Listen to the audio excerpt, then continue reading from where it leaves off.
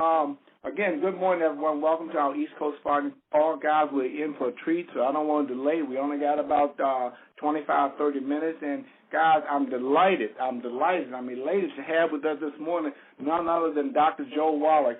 And, I was about to just share a little bit about him, but you know what? I'm going to let Dr. Wallach introduce himself. I'm going to let him share with you basically a little bit of his background, and then we have a few questions for him. We have some health questions that people are asking me all the time, so I want Dr. Wallach to shed some light on those. And by the way, guys, you want to make sure, after you hear this information, you want to make sure you're bringing someone to that event tonight, for those that are not on the call, to that event tonight to hear Dr. Joe Wallach. Dr. Wallach, are you with us this morning? Yes, sir, Dr. Richardson, I am here. Wow. Welcome. It's such a delight to have you on, man. I know you're all over the place. You're traveling, and I'm wondering if you run out of gas sometime, but I don't think you do. Could you tell us a little bit about... with pollen burst and rebound, we never run out of gas. All right. I love it. Could you share with us a little bit of your background, and then talk a little bit about what makes your view different? Okay, what makes my view different is I do have a degree in agriculture. My major is in animal husbandry and nutrition. And we learned how to prevent 900 different diseases with supplementation animals because we don't have health insurance for them. We learned how to prevent every birth defect you can name, and 10 times that can't, again, because we don't have health insurance for them. We were able to increase production of eggs, meat, and milk per pound of feed based on a supplement program. And as a kid, it always interested me that we would do those things for animals and nobody was paying attention for humans. But going on, I have my degree in agriculture. I do have a degree in veterinary medicine. I also have a postdoctoral fellowship in comparative pathology where I do autopsies on animals and people. One of my books from one project for the National Institutes of Health, 20,000 autopsies, 17,000 some change of over 454 species of zoo animals in North America, and 3,000 humans, is in the Smithsonian Institute's Natural Treasure. Very, very proud of that book and that work. And then I did a big project in China with 1,700 autopsies on kids under the age of 10 that died of sudden heart attack death like we see in young athletes. And, of course, that was a big project published in many languages. And then got my degree in naturopathic medicine from what is now National University of Naturopathic Medicine up in Portland, Oregon, 1982, and been practicing as a primary care physician, as a naturopathic physician in Oregon and California since then. And so we started Young Jody 20 years ago, have been doing the supplement program commercially for over 40 years. And so we have a pretty good idea on how to deal with common degenerative diseases and lifespans. I was able to speak twice to the United Nations, once a year ago in August of 2015, and again just a couple of weeks ago at the United Nations building in New York. So that's kind of my background, short version of it. And so it does make me a little bit different. I'm smarter than anybody else, but I do have a lot of experience in training. Fantastic, Dr. Wallach. Now, I know that I read your book called Epigenetics. You're the founder of Epigenetics, and I know when you speak, you talk about a lot of diseases that we've said have been genetic. We know that it's not. Tell us a little bit about epigenetics, and then we're going to get right into some of the chronic problems that people have. Sure. Well, I didn't know what I was doing back in 1967, but I was one of the founders of a science now that's replacing genetics very rapidly called epigenetics. And basically what we say in epigenetics is that our genes do not determine everything. Our genes are a blueprint, and you can actually direct the genes based on what you feed them. You can be the best carpenter in the world, but if you don't have wood and shingles and flooring and siding and maybe some help and certainly tools, you're not going to be able to build anything, no matter how good the blueprint is. Same thing is true with your genes. It doesn't matter how good your genes are. If you don't have all the raw materials to give your genes, DNA, RNA, and telomeres what they need to maintain and repair themselves, you're not going to get much. And so the first study that was ever done on it was done by myself in 1967. It was published in many different journals. It's in the book Rare Earths Been Cures, and also in the book Epigenetics. Epigenetics is my newest book. It's been a bestseller for a couple of months in Amazon, and then it quiets down. And then when I do an interview, a national or international interview, it pipes up again and becomes a bestseller again for a couple of months. And basically what it looks at is 900 different diseases which the medical system has said are genetic, and they're not. And we're talking about diseases such as arthritis, such as diabetes, high blood pressure, heart disease, birth defects such as sickle cell anemia, cleft palate, Down syndrome, muscular dystrophy, cystic fibrosis is one of them. I'm very well versed with cystic fibrosis and muscular dystrophy. Those two, they're preventable and certainly reversible even after the baby's born because they're just simple nutritional deficiencies. Even the genetic markers are reversible because they're not really genetic markers. And there's failed medical theories, thousands of them every century, going back 5,000 years ago. The 20th century and 21st century is no different. Failed medical theories, one of the big ones, of course, is obesity. We're the number one obese nation in the world, in the United States. We followed the theory that the medical system has put out 125 years ago, and that is their theory, which is a failed theory, that being overweight and obese is due to eating too much and lack of exercise. We have more fitness centers than most countries have population and people. We have every type of diet program you can think of. You can buy meals prepared on TV that do your calorie counting for you, and you're still not going to lose weight and keep it off. That's because being overweight and obese are really due to a deficiency of any one of the nutrients in a class of nutrients. There's 3 of the nutrients in that class. If you're deficient in any one of those, you're going to be 300, 400 pound, 600 pound person. And so being overweight and obese is really a nutritional deficiency disease, not eating too much and lack of exercise.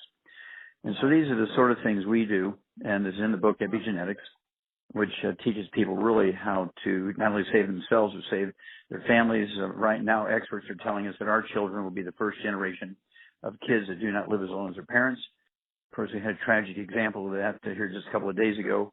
Carrie Fisher, who was Princess Leia in Star Wars, died of a coronary thrombosis, which is a blood clot in the coronary artery, which is caused by a deficiency of a single nutrient. It's not genetic. It's not cholesterol. And 36 hours later, her mother, Debbie Reynolds, died of a stroke as a result of the stress.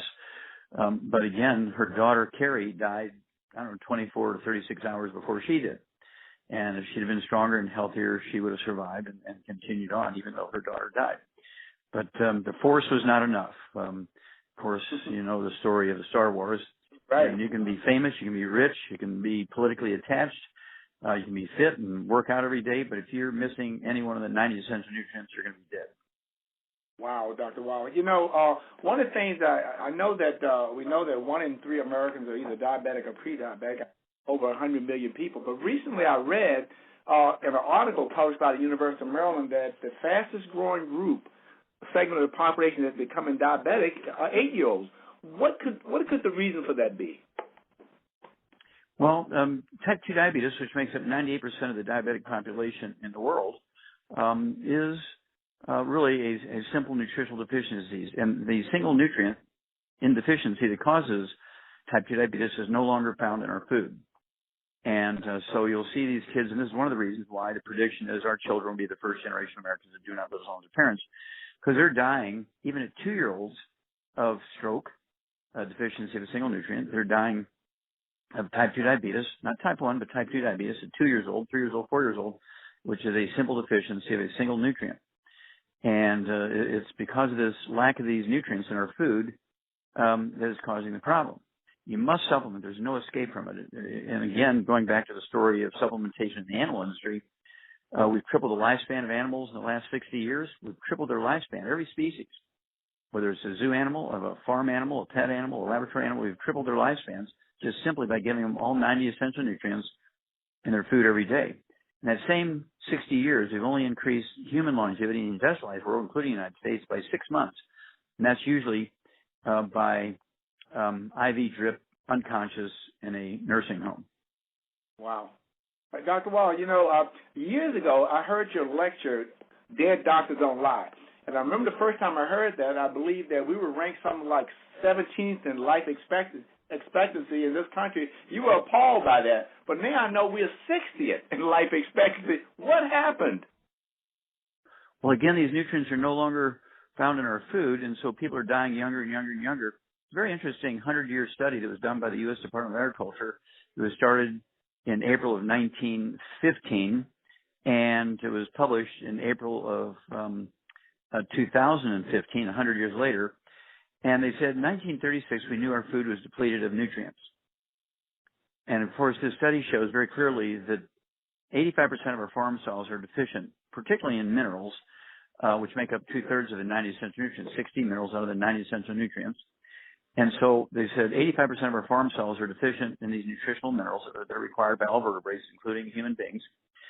And 95% of all Americans are significantly deficient in minerals. This is a report by the U.S. Department of Agriculture, not Joel Wallach, a 100-year study, billions of dollars worth of research, and it just confirmed everything that I said beginning in 1967.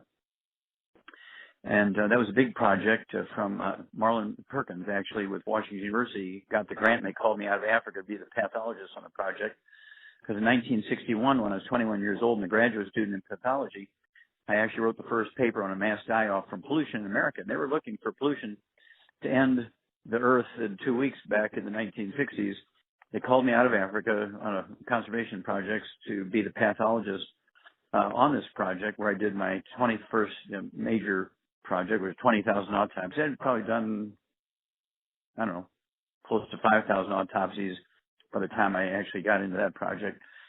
And so I was very experienced at this, even as a young academic student.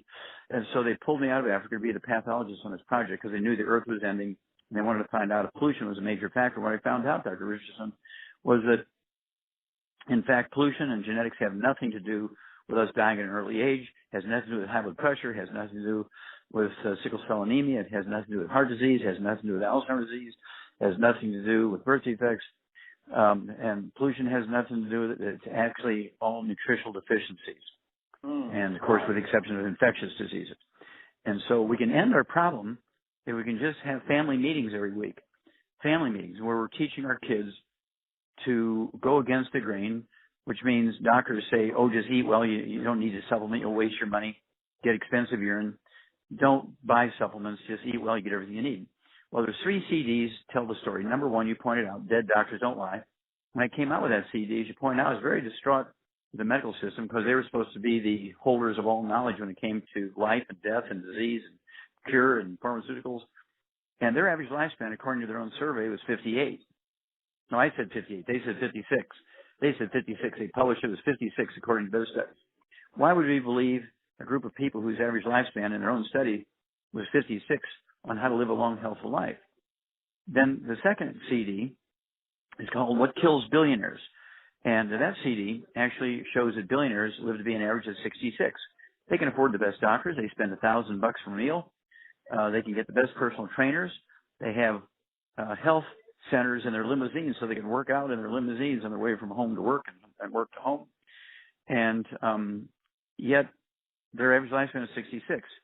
And then you think exercise is good for you. Well, exercise is one of the most dangerous enterprises you can be involved in. Exercise without supplementation is suicide. When you look at the average lifespan of professional athletes, some of who, the top ones, actually make $5 million a game. And they get the best personal trainers. They get paid to exercise. They eat the best food. And their average lifespan, when you take all professional sports combined, is 62, except for football players.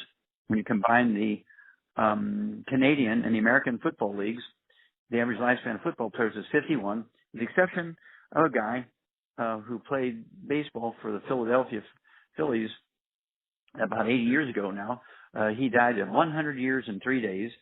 And I used to say in my speeches before him that there's never been a professional athlete ever lived to be 100. Now, if exercise was all that good, why is their average lifespan only 51 or 62? And with the exception of that one fellow, they don't live to be 100. Exercise is an extremely dangerous enterprise unless you're supplementing with all 90 essential nutrients. We actually have a sports drink that has 100 nutrients to replace everything you sweat when you're sweating, either from hard physical work or exercising. And, of course, the other sports drinks out there, Gatorade has 2 nutrients, Powerade has 6, and our Rebound has 100, including all 60 essential minerals. And so if you pay attention to these details, share this with your family, and don't tell me oh, I can't get Frankie to do this because he's a finicky eater. Well, Frankie's going to be dead early. I mean, one of these kids that die early, especially if he's playing sports and sweating, and he's not supplementing, and he's being very selective, and he's only eating French fries and pancakes. No, not good. Could be a bad ending. And so we have to have family meetings. We have to educate these kids to know that they must eat well. They must avoid all the bad things, French fries of all kinds, fried foods, no processed meats. It means no deli slices, sandwich meat, sausage, ham, bacon, bologna, salami, pastrami, pepperoni, jerky, corned beef, spam. Absolutely no oils, no olive oil, coconut oil. Yep, no coconut oil. No margarines, mayonnaise, sardines, and cooking oils, and no gluten, no wheat, barley, rye, and oats, and you'll add 25 to 50 healthy years to their life.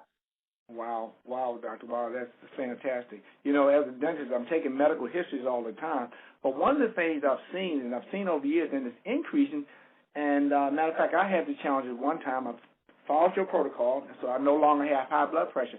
I have patients come in, they're on 3, 4, and 5 pressure medications, and they still got a problem. I see extremely dry mouths. The teeth are rotting out because the mouth is so dry, they have no saliva. What's going on with this blood pressure problem? It seems like it's getting worse.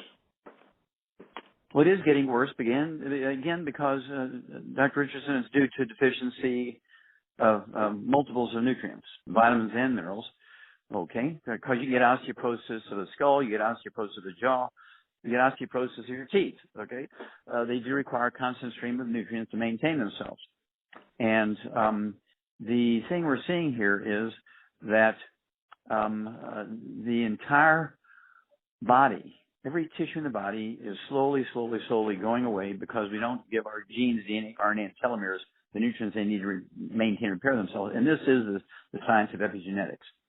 And again, I'm considered one of the two fathers of that science. And blood pressure is a simple deficiency of nutrients. And here's the clue. You said it very, very, very specifically, very clearly. There are people on 3 and 4 and 5 and 6. I've seen people on as many as 10 different blood pressure medication. They can't get it down. And the doctors are telling them it's a genetic form of blood pressure because the medications aren't working. What's happening is they're not absorbing the medication. That old adage, Dr. Richardson, you are what you eat, is absolutely positively not true. You are what you absorb. And I don't know if you know Pastor Creflo Dollar from Atlanta, Georgia. Yes, I do. Yes. Yeah, wonderful man. He and his wife, Pastor Taffy. And I met them in 1991. Andy Young from the Civil Rights Movement, Mayor of Atlanta, Ambassador to the United Nations under Jimmy Carter, introduced me to him because his 11-year-old daughter had terrible asthma, and she was 11 years old, a little over 11 years old, and the doctors from Emory University in Atlanta told him, look, your daughter's not responding to the maintenance medications for asthma. She's not responding to the emergency medication. She's not going to live to be 12. She has the genetic form of asthma found in black kids, and she's not going to live to be 12 years old. So brace yourself because the end is coming quick because she's having so many crises each day, not responding to any medication. And they told me the story between Andy Young and Pastor Dollar. And I said, well, sir, with all due respect, these doctors I'll give them the benefit of the doubt and assume they're ignorant. Because if they know what I'm going to tell you, then they're lying to you and they're criminals. There is no such thing as a genetic form of asthma, either in black kids or white kids. The reason why your daughter's not responding to the maintenance medication and the emergency medication, Pastor Dollar, is because she is not absorbing it. She has a gluten problem. Yourself, your wife, Pastor Taffy, all your children, the cook in the house, everybody, grandma, mother-in-law, dog, cat, bird, fish, everybody in the household has to be gluten-free, no wheat, barley, rye, and oats in the house. Okay, everybody has to be drop-dead gluten-free. And we're going to give your daughter the 90 essential nutrients, back then the Healthy Start Pack per her body weight. And praise God, in three days she was cured. Wow. Wow. And Pastor Dollar gave me 3 days after 11 and a half years of suffering for the entire family. And as a result of that, Pastor Dollar gave me a very large check. And I said, sir, I don't take any money for my services. I really appreciate your thinking it was worth this kind of money, but I have to give you the check back. He said, well, this is not for you. This is for you to do the research. I'm getting a feeling here that there's more to this than just my daughter's asthma. I said, well, you're exactly correct, Pastor Dollar. I said, this is true for all diseases, including sickle cell anemia and high blood pressure and heart disease and cancer in the black communities. It's not genetic. He said, well, I want to know which ones are genetic, which ones aren't. I want to see the science. And this check is for you to do the research and get it published. I actually came out with a book called Black Gene Lies to go through all these diseases. There's not a single genetic disease in the black population. All the diseases said to be genetic in the black population are simple nutritional deficiencies, including sickle cell anemia, which is a nutritional deficiency, the bone marrow, stem cells in the embryo in the first couple of weeks of pregnancy when the bone marrow is forming in the embryo. And there's nutrition missing in the mother's diet. Most women do not get prenatal vitamins until they've missed 2 periods and the embryo is already damaged. And so the bone marrow is defective and only produces dysfunctional hemoglobin, and that's why these cells sickle. Now, the interesting thing about this, Dr. Richardson, is that white people get sickle cell anemia too, but they can't call it sickle cell anemia because it's supposed to be a genetic disease in the black population, so they gave it a different name. It's called thalassemia in white people and sickle cell anemia in black people. And, of course, I found it in many species of vertebrate animals, including deer and hummingbirds and antelope from Africa. How do they get a human disease?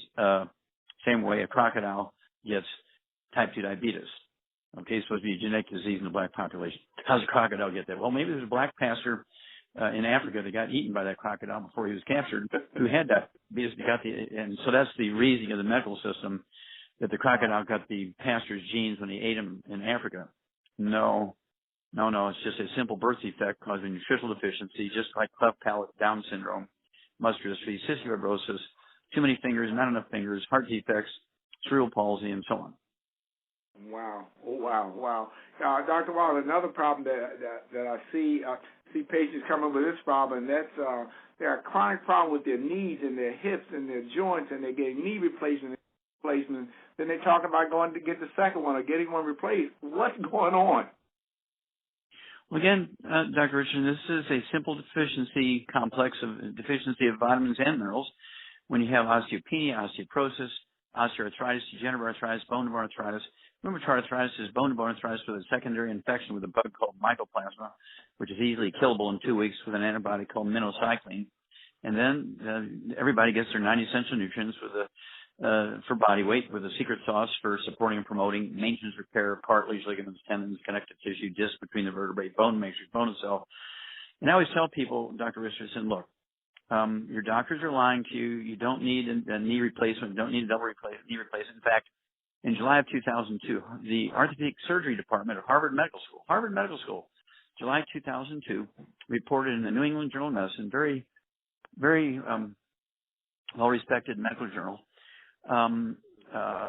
that it's not useful to get knee surgery when you have bone-to-bone arthritis of your knees. They said it's not only useless. This is the orthopedic surgery department of Harvard University Medical School. They said it's not only useless, but it's dangerous because people die, they get infections, they have to have their legs amputated. And so I tell people, look, you have a choice. You can go to the doctor, get your double knee replacement, and risk having amputations, risk dying of anesthetic accidents, or all kinds of infections, or just stroke following serious surgery.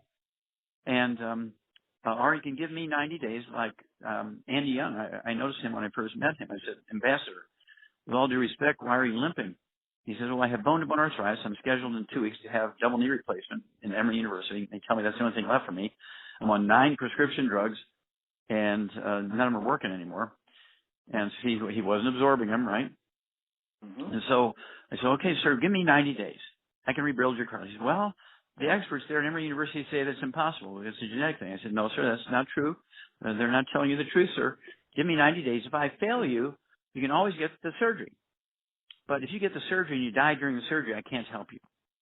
And so he thought about it for me. He says, okay. He called up. He canceled the surgery. I rebuilt Andy Young. We've been great friends ever since. He introduces me to great people all over the world. And our friendship and association is one of the reasons why I've spoken to the United Nations twice in the last year, once in August of 2015. Just a couple of weeks ago again. I'm scheduled to speak 3 times so far next year in January, February, and March at the United Nations at the UN building in New York. Wow, man, that's super fantastic. Dr. Wall, just one last question. I know you mentioned earlier, we're not what we eat, it's what we absorb. And I know a lot of people have digestive problems, especially acid reflux and some other things associated with that. Could you just address that briefly, and then we'll hop off? Okay.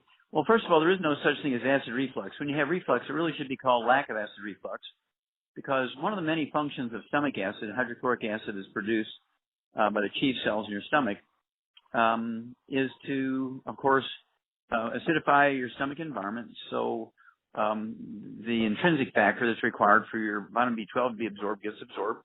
Also, the enzymes that digest protein, the pepsin that digests proteins, requires an acid environment down to amino acids. Equally important, the stomach acid keeps your stomach sterile by keeping the pH very low. The pH is the measurement of acidity, of course. You know that, being a dentist. And right. The stomach environment should be 1.2 pH. The lowest pH we can measure is 1, and your stomach environment should be 1.2 pH. 7 is neutral, and 14 is the highest alkalinity level. Well, your stomach should be 1.2 to 1.5, is almost as acid as it can get. And then no yeast or bacteria will grow in there, no viruses will grow in your stomach, and it's sterile. You're not going to get reflux. You're not going to get belching or burping or bloating. Well, you're giving up salt because some doctor told you to give up salt. Salt is a raw material for your chief cells to make stomach acid, the hydrochloric acid. Okay, the chloride, part of the sodium chloride, is the raw materials for the chief cells to make hydrochloric acid. And when you cut back on salt, which is insane, salt has 2 essential nutrients required for your genes, DNA, RNA, and telomeres to work properly, sodium and chloride. If anybody tells you to give up salt, fire them. But you give up salt, you're no longer making stomach acid. And the pH begins to creep up. You get up around 3 or 4, yeast and bacteria begin to grow in your stomach. And every time you eat fiber or carbohydrates or sugar, whether it's juice or fruit or sugar, maple syrup, honey, anything, there's sugar, naturally processed, doesn't matter. The yeast and bacteria in your stomach ferment it immediately and produce gas, and that's what produces reflux. So it really is lack of acid reflux, not acid reflux. I can tell you, people who've had reflux for 20 years, we were able to end it in 24 hours just by giving them the 90 essential nutrients, making them salt their food, giving them our ultimate enzymes, which has stomach acid in it, and giving them our peppermint oil, 5 or 6 drops of our peppermint oil from our ancient legacy division of longevity, in a cup of hot water, and 23 years of belching and burping and bloating and Nexium. And I don't know if you've seen this, but on TV now, Nexium and Prilosec and Prevacid, all of these proton pump inhibitors, which are designed to stop the production of stomach acid, are now victims of 1-800-BAD drug. If you have had any problems taking those drugs, these proton pump inhibitors are supposed to stop your stomach acid production. Call this lawyer because they're going to get you some money. Absolutely. I've seen that, and I understand why, because I've been around you for a while. But Dr. Wallach, man, it's been a real pleasure just having you on this morning. I'm excited about this evening at the BWI Marriott, and I know that the guests on the line, the people associated with longevity on the line,